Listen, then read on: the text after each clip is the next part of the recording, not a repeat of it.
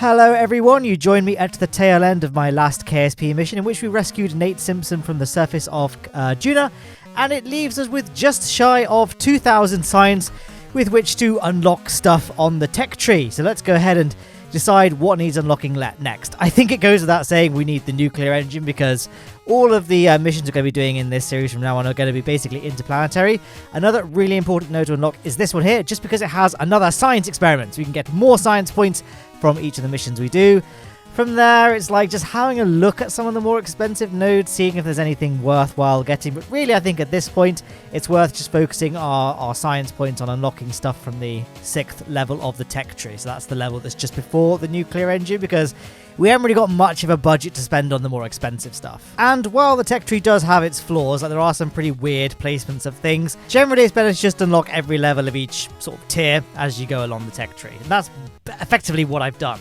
Trying to put a little bit more emphasis on the bottom of the tech tree just because that's got all the science experiments. Anyway, welcome to this episode of The Stranded. For those new, this is a series in which I unlock the entire KSP tech tree in science mode, but with the twist that there is a stranded Kerbal on every single planet and moon in the game. But at the moment, there are no strandees. Wait, I can hear the alarm. That's the alert sound on this series that I'm just introducing now. We need to check the tracking station and see what's up.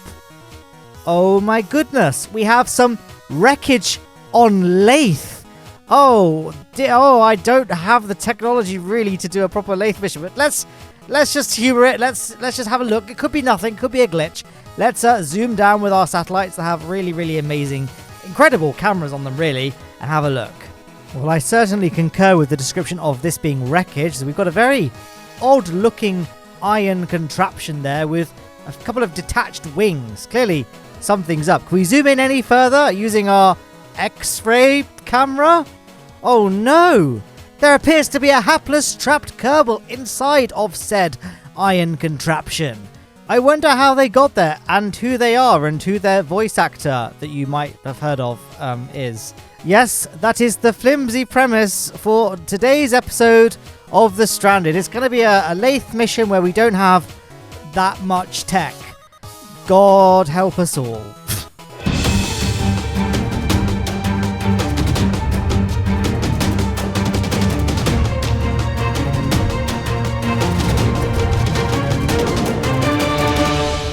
Before we build anything, I'm going to start off in the tracking station to get us to a Jool transfer window. So a transfer window is basically the best time to launch an interplanetary mission. It gives you the easiest way of arriving at a planet or moon, and it's the most efficient way of getting there. To get to Jool, if you were to draw a line from Kerbin to the sun to Jool, the angle that line forms at the sun should be about 100 degrees. That was me just doing it there in the tracking station. You can use a tool like Transfer Window Planner or like use a mod, I think there is one somewhere, or the in-game alarm clock system that was only recently added. And yeah, to be honest, I've been doing it this way so long, this works for me. So that's what I was doing in the tracking station. Now we're going to build the rockets. Now, we do have pretty decent tech available to us. We've got the nuclear engine, for example, and we've got a few aeroplane parts as well, so we can make a nice Laythe aeroplane. But we don't have any of the big sized fuel tanks. 2.5 meter diameter is the largest fuel tank size we have, and we don't have any sort of big fairings that can occlude the wings of a space plane. So I probably could have I've shoved this into like a single rocket and it would have worked, but it would have looked a bit goofy and it wouldn't have looked very well proportioned. So instead what I'm going to do is I'm just going to build the whole interplanetary vessel. So this is what will be assembled in low Kerbin orbit, that being the Laythe lander, which you can see me currently constructing here, and the interplanetary tug, which I've just built. That's going to be assembled in low Kerbin orbit, and both of these things are going to be launched separately. So we'll do a separate launch for the airplane and a separate launch for the interplanetary transfer vehicle. That's going to be my plan. Now, obviously, we need 2 seats in the Laythe lander as well as lots of science, and it ends up stacking up to needing quite a bit of fuel to get to and from Laythe surface. Obviously, that's gone now. That was a smooth transition. We'll talk more about the construction of the airplane when we come to it. Here you can see me just completing the interplanetary transfer stage. At the top, we have a crew capsule with 3 seats in it. We're going to take Matt Kerbin along with us. He's the scientist and is also me, so I get to appear in these videos. We've also got to bring Tim Kerbin along.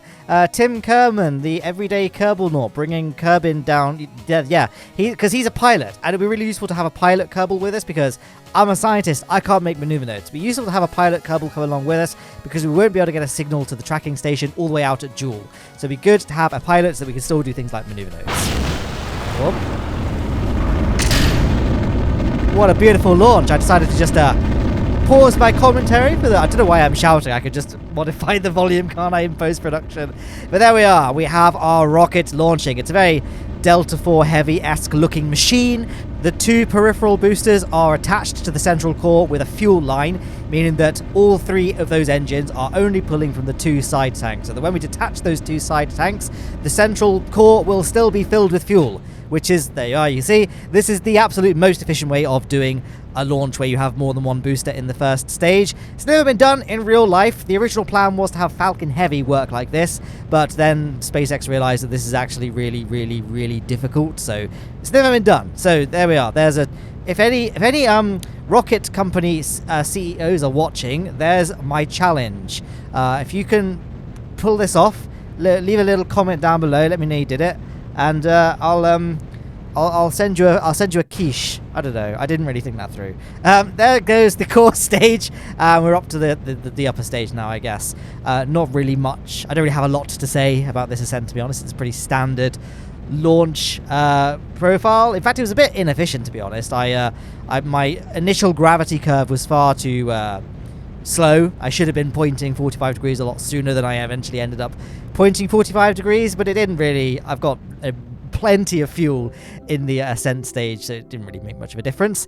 There we are. We're pretty much orbital now. Just a tiny amount of fuel is required to circularize, so I can just ditch all the unnecessary stuff like the launch escape system, the fairings, and slightly overly attached lower stage there. It's a bit sentimental, but we finally got it to wiggle free, and there is our interplanetary transfer vessel. We've got a lot of Delta V, as you can see. I can't really read it because it's a really bad resolution in the preview. Does that say 8,000 and something? Delta V? A lot. That will drop considerably once we attach the Laythe lander, which is of course very, very heavy. It weighs about the same as 11 of those 4-seater hitchhiker containment units, so it's a pretty chunky machine. Obviously we'll be able to ditch it after doing the Laythe landing, but it's going to compromise our Delta V range for getting to Jool. Now we're going to work on the Laythe aeroplane, or more specifically the rocket that is going to carry the airplane all the way to low Kerbin orbit so that we can dock to the mothership. A couple of quick things to add about the airplane. If I had the entire tech tree unlocked, I would be using the Rapier engine. I would just be using one Rapier engine to power the airplane instead of this combination of 3 engines, 2 jet engines and 1 swivel engine, because the Rapier engine can serve as an engine to work both in the atmosphere and in the vacuum of space. Because, these engines don't work like that. Actually, that's a lie. The rocket engine can work at the surface of Laythe, but it's very inefficient compared to the jet engine. So we're going to do the first part of our ascent using the very efficient jet engines. Then once they flame out, we'll switch over to the rocket engine. Just before launch, I noticed that this piece of debris was still in orbit somehow, even though I switched to it and it was clearly re-entering. So I decided to just quickly make sure it definitely did re-enter. Luckily, I put a probe core on it so that we could actually make sure it could deorbit itself if I ended up in a situation like this. I feel like this is now a safe time to cut away back to the launch pad and get back to the launch. I probably could have cut that out, couldn't I? But whatever. Let's go. 3, 2, 1. And we are off. The aeroplane is in the air for the first time. Some of you might be wondering why I'm using an airplane as my Laythe lander instead of a more traditional, lander, like just a rocket. The reason for this, the main reason for this is there's a couple of reasons, but the main reason is that we're trying to get to a very specific point on the surface. We're going to be rescuing a stranded Kerbal. So having an airplane with really, really efficient jet engines so we can fly around a bit, it makes it a bit easier to get to a specific location. The other reason why airplanes are good for Laythe is because Laythe is mostly ocean, and it's quite hard sometimes to aim for kind of a single spit of land. So again, it's nice just to be able to sort of steer yourself a bit more easily with an airplane. And those jet engines, especially when operating in dry mode, they're so efficient, they barely use any fuel at all. So we may as well make the most of that. Not much more to say really about this ascent. I did have to have those big tail fins at the bottom of the first stage because there's lots of aerodynamic control surfaces at the top of this stack. Obviously, there's an airplane at the top, which would have meant that the rocket would have very easily flipped over out of control had I not had those tail fins there. So that's one of the reasons. One remedy to this, potentially, would have been to encase the airplane inside a fairing, but unfortunately the biggest fairing size I have at the moment is the 2.5 meter wide fairings, which can't actually be made to be wide enough to fully cover the wings of the airplane. So that's why I've just left it exposed. It looks kind of cool though. It's like a dinosaur, like the rocket, not the animal, right? Oh, one other compromise that some people might be wondering about with the construction of this airplane is the choice of air intake. I'm using the standard circular air intakes rather than a more appropriate one, such as the shock cone or the ram intake. Simple reason for this is because this is the only air intake I have available to me. So yes, in an ideal world, I would be using the ram intake or ideally the shock cone. But again, bit of a compromise build because we are on limited tech here. It's very selfish that the Kerbal chose to get stranded on Laythe. I generally ask the cameo guests that where would you like me to rescue you from, and this particular individual requested Laythe, which was very selfish of them. I mean, not that at all. This was a completely spontaneous, unplanned thing. Do ignore everything. I do not wish to shatter the illusion of this series. By the way, I forgot to detach the nose cone from that airplane.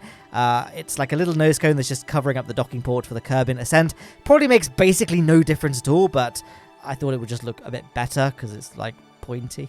But my plan was to detach that a bit like a launch escape system, so before we entered full orbit, so that the nose cone wouldn't get left stuck in low Kerbin orbit. But alas, I just forgot. I mean, in real life, it would just eventually decay and crash back down to Earth anyway. So I'm not going to dwell on it too much, to be honest. And then we're going to do the Lowne lazy method of docking by just switching Tim Kerman over to the space plane so that it can actually automatically lock on to the docking port of the mothership. And then all we need to do now is just remove the tug from the airplane and just deorbit that. Inside that service bay, there's some batteries and a probe core. And there we are. The ship is now assembled in low Kerbin orbit. Our next step is to set Jool as our target. Then make a maneuver node, just going to drag it out prograde. I think I got pretty lucky actually and got an encounter straight away. But then we're going to remove it, drag retrograde again, because our thrust weight ratio, it ain't great. You know, it's pretty low. It's going to be a big old burn. It'll be more efficient to split this into, well, more burns. I'm just going to split it into 2. But in theory, I could split it into kind of like 3 or 4 or even 5, dare I say. This is just to make use of the O-berth effect. So the O-berth effect, in very simple terms, states that a burn such as this, so prograde, is more efficient the closer you are to your periapsis. So by splitting the burn in 2 like this, we're spending a relatively longer amount of time close to periapsis than if we were to do a longer burn. So that's why I'm doing it in 2 stages. So then once we've done the first burn, which is now obviously complete, I created a maneuver node at periapsis and then just dragged out prograde again and got a nice easy Jool encounter. I wouldn't really worry about, you know, modifying the encounters, like fine-tuning it beyond just getting the encounter itself, because I find that, you know, the outcome of executing a maneuver node very rarely mirrors what the maneuver node predicted your orbit would look like. So I say just get an encounter with whatever it is you're going to if you're doing an interplanetary mission, and then once you've kind of got the basic encounter, then you can do a mid-course correction burn for relatively low cost to actually fine-tune your encounter and get it to be what you want it to be.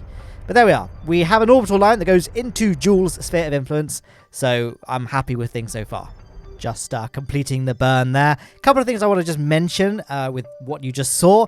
Firstly, I usually cancel the maneuver node just before it's over, just so I can really watch those encounter lines. Again, because the maneuver node prediction is not always accurate. Sometimes you might actually be getting your encounter before the maneuver node thinks you'll be getting it, or after. So when you're down to the last sort of, I don't know, 20 meters per second or so, I tend to just cancel the node and then just watch the grey markers. A bit like how you can see me now manipulating those grey markers to get a Laythe encounter. The other thing that you might have caught, and just then on screen, is how I'm able to get physics time warp faster than ×4. I think executed that burn to Jool at times 10 physical time warp. That's using the mod Better Time Warp. It's invaluable. I love it. Now you can see the game really stuttering here. I've left this in. The game becomes very, very unstable when you've got maneuver nodes and like predicted orbits within the Jool system when you yourself are not in the Jool system. So that's why the game is just really, really stuttering here. I believe it's called garbage dumping or something like that. That's what's happening. But the bigger point is, this is like a known glitch, and it's like a huge bane on my life, this glitch, where sometimes if you're like making maneuver nodes within the Jool system, but you yourself are not in the Jool system, it can frequently cause crashes to desktop. In fact, actually, what you're watching is take 2 of this mission. The first time, I literally just couldn't encounter Jool. Like, I got a Laythe encounter like this, and then the game would just crash, become unstable, and just crash to desktop over and over. I tried literally for about an hour and a half, just trying anything to stop the game crashing. In the end, I had to just abandon it, and I just did it all again from scratch. And I don't really know what the solution. If someone knows if you know what I'm talking about, if you know a reliable way of avoiding this glitch, please let me know, and I will send you a quiche.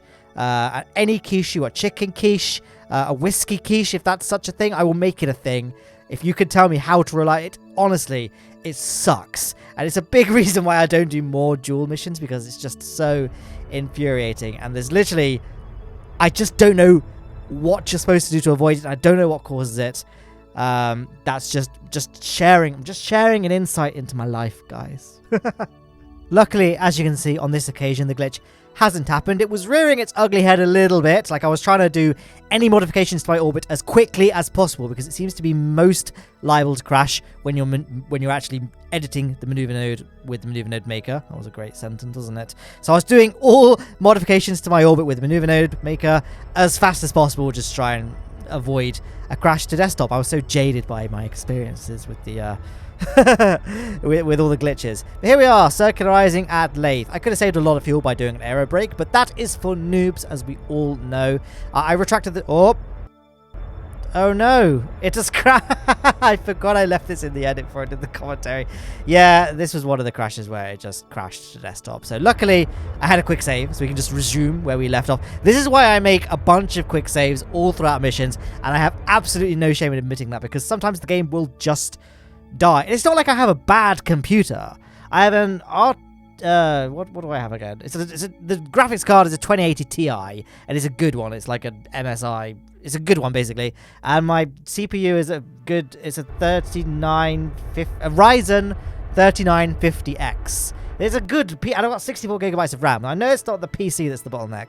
So, yeah. Anyway, rants aside. Here we are in low Kerbin orbit. So, at this point, I realized, oh my goodness, I forgot to do any science at all. I forget that I'm doing a science playthrough, right? So, I quickly did some science from space near to Laythe. We can get Matt Kerbin, the scientist, out on EVA to collect all the data there. We can also get Tim Kerbin, the everyday Kerbal, not bringing space down for everyday Kerbins, back into the command module. Tim hasn't said a lot, really, has he? I know we had a bit of a chat on the Mun mission, but since then, I think he just said my treatment of him in the command pod, like making him watch over the hedge on an iPod Touch over and over again, it's just driven him insane. Like, he never talks anymore. Like, look, hey, Tim, how are you? Hi, it's me, Tim Dodd, the everyday astronaut. Yeah, I know who you are, yeah. Hi, it's me, Tim Dodd, the everyday astronaut. That's all he says now. It's literally all he says. Tim Dodd, the everyday hey, astronaut. Tim, what time is it? Hi, it's me, Tim Dodd, the everyday astronaut. Again, he's just, it's the same thing, Tim. Hi, it's me, I need to pay for therapy for Tim. Join my Patreon, guys. You can sign up, channel membership down below. We can get Tim talking again, so he can continue bringing space down for everyday Kerbals. Okay, right, look, Tim, I'm gonna have to just mute his comms. Hopefully nothing goes wrong on the mothership. Tim, I'm just muting you now. Oh, what a relief that was. Anyway, as you can see, we are now about to re-enter, well, not re-enter, I guess just enter Laythe's atmosphere. Now, the stranded Kerbal is slightly to the left. I guess there was a better way. I could have said north, couldn't I, from where we are now. So I'm just pointing along the normal vector on the nav pool just to sort of start steering ourselves. And I can see the island where the Kerbal is stranded. It's this little area of land here. So I'm now just got it set as our target, so I'm just watching out for that yellow/green crosshair. If I call it green, people say it's yellow. If I call it yellow, people say it's green. So I'm just going to say purple from now on. So we're just watching that purple square there, just waiting for it to kind of get closer and closer, and then we'll just begin our descent. We're currently blasting through the upper atmosphere of Laythe, so I'm going to run all of our science experiments. We can gather all the data on the ground, and then when we take off again, we'll run the science experiments from close to the ground. So we've got the lower atmosphere in the bag, and obviously we'll run some experiments on the ground. And oh my goodness, disaster struck. I accidentally pressed the spacebar and our drogue chutes deployed, so that I had to sort of fight with the mouse to try and cut them, because we can't safely land with the drogue chutes deployed. Luckily the main chute hadn't deployed at this moment, because the main chute doesn't deploy that high up and at that speed, so I was able to repack it and just bind it to an action group instead of the stage button. I decided to just have it deploy when I turn on the brakes for the wheels, and whew, almost a bit of a disaster. It was all fine in the end though. And then we can just throttle up our engines and make our way over to the stranded Kerbal. There we are. Another nice thing about having the main chute is I can just stop really easily. I don't. It's much harder to overshoot, although I did end up overshooting just a tiny bit. Well, there we are. Nice smooth touchdown. What we'll do is once we've come to a stop, I'll just throttle up the engines a tiny bit and just allow ourselves to roll that 187 meters. Although it's a perfectly walkable distance, Kerbals don't waddle particularly quickly, and I really can't be bothered to make Matt, Kerbin, and whoever the mysterious stranded Kerbal is walk all that distance. So we'll just use some of our fuel, of which we have loads, to get ourselves a little bit closer. Now you might have noticed that the plane doesn't have a ladder. Instead, what we're going to do is the crouch position. So we're going to just deactivate the engines to get rid of that horrible jet whine. And then we're just going to retract the front gear. And then you can kind of see we can use that nose cone and the docking port to sort of clamber onto the roof of the space plane to embark and disembark really easily. Now, before we go and investigate who the stranded Kerbal is, we're going to quickly do all the stuff we need to do that I always forget in these missions, which is running all of our science experiments. So first thing we're going to do is collect all the data from when we were coasting through the upper atmosphere, which I've now done. I know I could have used the science containment box. I don't know what it's called. But if I did that, I'd still need to get out and manually reset the Science Junior and the Mystery Goo containment unit. So it didn't really make much of a difference in the grand scheme of things. Now we've got all of the data. We can store it all, get back in the capsule, gradually creeping, go close to the edge without trying to fall off. And then we can run all of the science experiments once again and do a crew report so that we can gather science from the ground on Laythe. Now, if you're new to this series, one of the rules I've set myself is in order to kind of drag out the unlocking of the tech tree, I'm only gathering science from one biome for each planet and moon. So I'm not going to, fly the plane to another bit of land or anything like that. I'm just going to gather science from the atmosphere of Laythe and the ground, and that's it. And we'll get science from space near to Laythe and high above Laythe, and from Jool as well, which means we'll have to waste a bit of fuel dragging this lander on back into Jool orbit to get the science I forgot to take earlier. But now let's go ahead and investigate this wreckage. It's a really weird looking craft. And there's clearly its wings have fallen off as well. Let's just plant our flag and I guess we'll just go and investigate, see who's there if we just knock on the door. Wait a second. Scott Manley, is that you? Hello.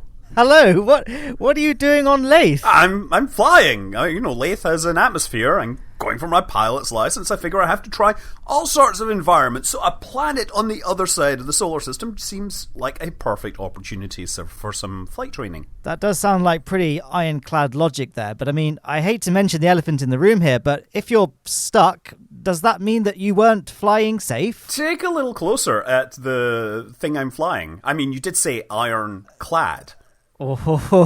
I see. Oh, that's literally a safe that you were flying in. Yeah, it's actually very good at re-entry. It handles the thermals fantastically. Not so much the aerodynamics. Oh, well, what was your expectation with a flying safe, if you don't mind me asking? Challenge. Plus, I've always given it out as good advice, so I figured I had to live by my own mantra. Oh, so really, so all this time when you say, and as always, fly safe, you actually mean you should take to the skies in a literal iron safe? Yeah, I mean, obviously. I mean, if I was to tell people to fly in a safe manner, I would say fly safely, because that's grammatically correct. But fly safe is more, fly safes. Oh my god. So, this simple rescue mission has turned out into a deep deconstruction of the Scott Manley lore. This is not how I was expecting things to go. Yeah, my mission turned into a bit of a deconstruction of my, vehicle. But it's surprisingly robust. The wings have broken off, but, I wasn't sure that they were going to hold on when you were attached to a big block of metal. Well, I'm glad that we could finally put a nail in that question there. Yeah, I'm not sure you can put a nail into a safe. That is true. I bet a decently constructed one. Maybe the wreckage of a safe is a bit more malleable. I don't know. Maybe that's the next experiment you should be trying on Laythe. Oh, God. Let's science it.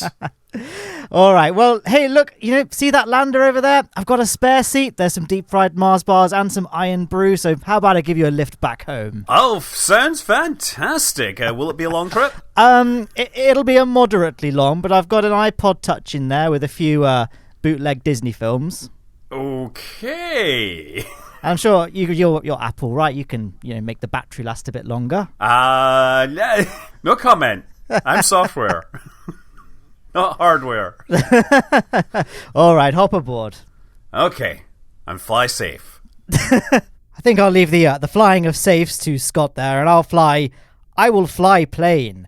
I couldn't get into the plane. Apparently you can't get in on this side, so I had to sort of make Scott wiggle through the full fuel tanks to get to the other crew capsules. That was a bit of a... I think to make this a bit more easy to get in and out of, I should have put the crew modules sideways, so the glass would be on the sides of the craft. Does that make sense? So rotate them 90 degrees, basically. But that would have looked a bit weird, and so I didn't do that. I just sacrificed the slight loss in believability by having to have Kerbals transfer internally through those fuel tanks. But it's fine. Now we can go ahead and...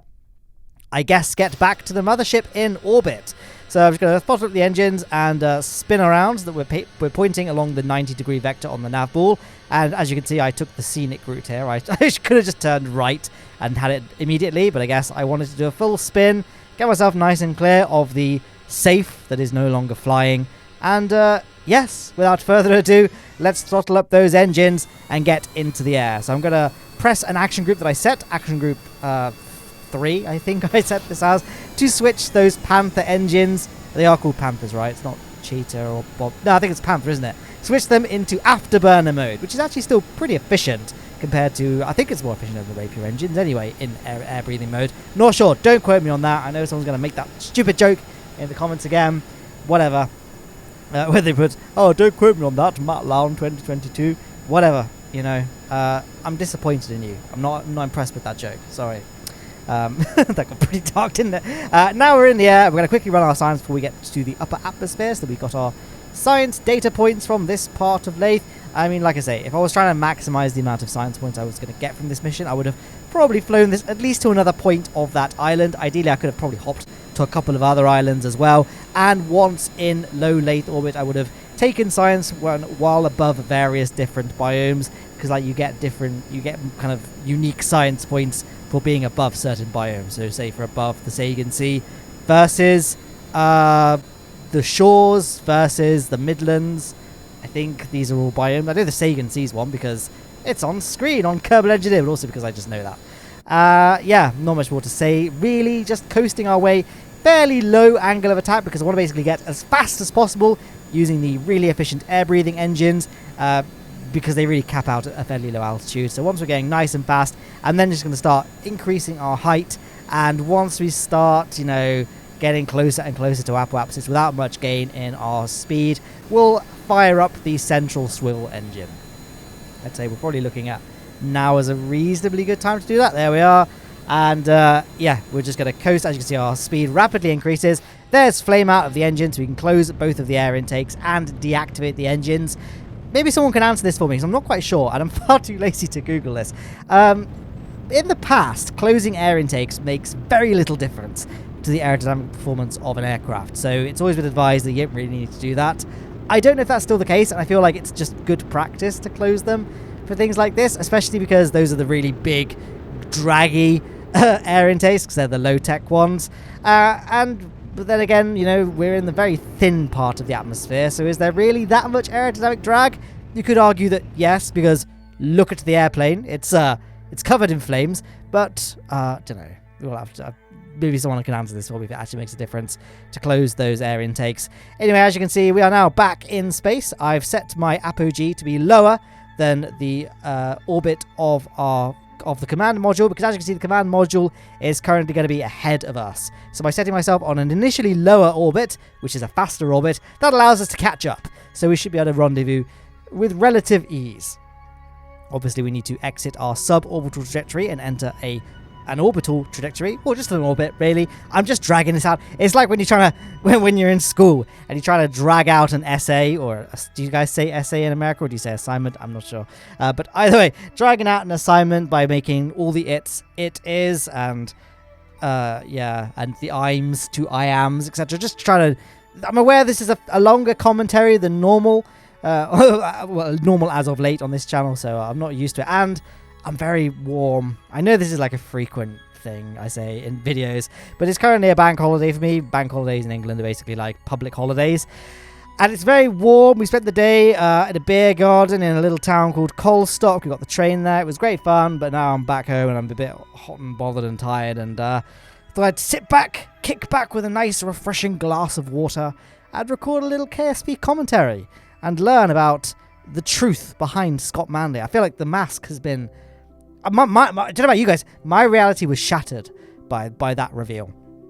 I wonder if Tim has anything interesting to say to us, or is it just going to be him saying his name? Probably the latter. I'm not going to unmute his microphone. And there comes the mothership. Now, I'm going to try and do the Lowne lazy method of docking again, but things did not go to plan, guys. So I don't know if I brushed it, covered it earlier, but basically the Lowne lazy method of docking is where you just select the docking port of the target vessel as your target, and then press the auto SAS target button on the nav ball, and then just fly the ships together, and they'll actually stay locked on, and you haven't got to worry about using monopropellant because the ships just stay aligned. So here we are, get that one pointing towards the target, but then look, the space plane just sort of veered off to the side suddenly, and I was like, what? Why did that happen? And it took me a moment to realise I nearly knocked out the solar panels of the mothership. I realised it's because the control point of the airplane at the moment is one of the crew capsules, which are actually offset from the docking port. They're off to the side. So, although it's not by much, it does make a significant difference when we're talking about the tiny diameter of the junior-sized docking port. In a minute, you'll see me cotton on. There we are. Control from here, you can see suddenly the alignment jerked a bit. Now, when we try docking again, works beautifully.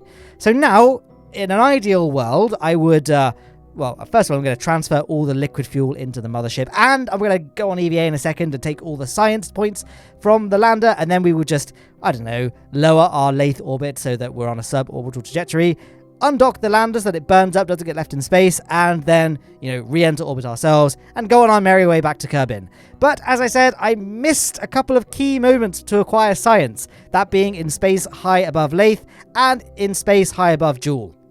So I'm going to splurge a bit on our Delta V budget. I think we've got enough. We just about have enough, I think, to lug this lander out into Jool orbits, though we can get science points from space high above Laythe and space high above Jool. Unfortunately, this does mean that it's going to get left stuck in Jool orbit. Maybe I'll do a follow-up mission at some point where we go and recover it, basically, or I don't know, whack a satellite dish on it and call it a probe. Don't know yet, but we need to do something with it. It's not great for the solar bears, is it? Solar pears, like the solar apples. Great, really messed that up, didn't I? But we're going to carry on anyway. It's getting late. So there we are. We're on an escape trajectory out of Laythe. We're now in space high, which means we can perform all of our science experiments again, do a crew report as well, go on EVA, gather all the science points. We're just going to play the footage back quite quickly now because you know what this looks like by now. Collect all the data. Maybe I could read the science reports. No, that's too much effort. Let's talk about sandwiches. We bought a new toaster, guys, recently. I don't know if anyone has seen the insane live stream I did where I decided, stupid idea, to go to the Mun without using time warp, which meant that literally it was like an 18-hour mission. It was all in real time. It was one of the most stressful missions I've ever done, because I also vowed to not use quick saves because that's kind of also tampering with the flow of time, which was something I was trying to avoid by not using time warp. So I wasn't using quick saves either. So when it came to doing the Mun landing, which was like 11 hours into the mission at that point, I was so stressed and scared that I was going to mess something up. Like, I'm only human. Like you saw in this video, I deployed the drogue chutes of the plane whilst we were doing our Laythe descent, which would have been nearly spelled disaster. And I was worried about doing something like that on the Mun, or just overthinking it, overstressing it, and then starting the burn too late or too soon. It was very stressful. But anyway, there was a point to all of this. When I was talking, I'm going to talk about sandwiches, which I know you're riveted to hear this story. I think sort of just as we entered the Mun sphere of influence, so this is like 10 hours in, 11 hours in, something like that, suddenly the stream cut out. And the reason for this is because, for me, it was about 8 o'clock in the morning. I'd just woken up. I just let the stream run overnight without any commentary. I'd just woken up, and we decided to make some breakfast. My hands are clean from this. I had some crunchy nut cornflakes with semi-skimmed milk. Kellogg's, if you'd like to sponsor my channel, hook me up. I love crunchy nut cornflakes. But my girlfriend, Beth, decided to make some toast. So she put the bread in the toaster. You guys know how to make toast, right? Pushed it down. Again, you guys know how toasters work, don't you? And then about 10 seconds later, there was a big blue flash. The toaster just stopped working, and all of the power sockets downstairs, like the power outlets, died. Like, the power was lost because it tripped one of the fuses, like the circuit breakers inside my fuse box, which was fine. My PC is not on that circuit. So the PC was fine. The mission was not interrupted. But my internet router is on that circuit, which meant that the internet suddenly went down for about 2 minutes. And I think in those 2 minutes, there was a lot of panic and confusion in the stream. And as I'd put a little message on Discord saying, guys, I know what's happening. The mission is not lost.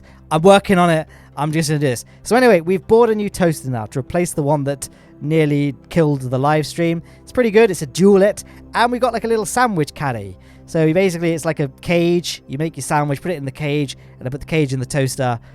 Just thought I'd share that little story about something that's happening in my life. That's when you get old, guy. I mean, I don't think I'm old, right? I'm only 27, but, I'm past kind of my prime. This is just what happens now in life. So good. Look forward to that, all my young, impressionable audience members. Oh, my goodness. I see we have arrived at Kerbin, and I failed to talk about anything. Hopefully it was all self-explanatory, because I ain't doing this commentary again. But look, 66 meters per second of Delta V. So I say I budgeted this mission pretty well. I detached that stage at the very last moment to give ourselves a nice, entertaining fireworks show after spending 319 days in space. Yeah, there it goes. Shame the audio cut out. It's the waterfall mod. Sometimes the audio glitches. You've got to restart the game. But I don't realise the audio is glitched out until something happens. And that was that happening there, where the explosions didn't make any noise. But I think it was fine. You got my commentary. Just have it, and yeah, I guess that's it. All right, Scott. Well, as you can see, the parachutes have deployed. We are rapidly descending down to the surface of Kerbin. How did you enjoy flying Lowne Aerospace today? Well, I noticed we aren't descending as rapidly as we would as if we were flying a safe. But so yes, this has actually been it's been much more comfortable than flying a safe, to be honest. I mean, all the money and valuables kind of get in the way. Have you ever? I don't know how dragons do it, laying on those piles of gold and jewels. You get these gems sticking into your butt. But yeah, no, the actual crash couch makes far more sense when you're flying for years. I'm glad I could be a good demonstration of Kerbal Space Program. This is kind of weird though, because it was actually your tutorial that I used to learn how to rescue stranded Kerbals in the first place. Oh boy, precision touchdowns? Yeah, it was used trigonometry and everything, and I have since abandoned all of that and just eyeball it. So I feel like I've betrayed your very advice that you gave me. Yeah, here's the thing, when you're actually flying real planes, you don't just eyeball it sometimes. You gotta do the math. Otherwise, you end up falling out of the sky sometimes. And possibly getting stranded on Laythe with the wreckage of a safe next to you. Yeah, I should have done a little more work on the centre of mass, or perhaps contingencies, what happens when the wings inevitably fall off. These are all learning points I think we could apply to future missions. Well, there we are. I guess there'll be an end screen going now with my patrons. And let's end the video. Can you say the line, Scott, to end the video? Oh, I'm Scott Manley. This is Matt Lowne. Fly safe. Amazing. My day has been made. Hi, it's me, Tim Dodd.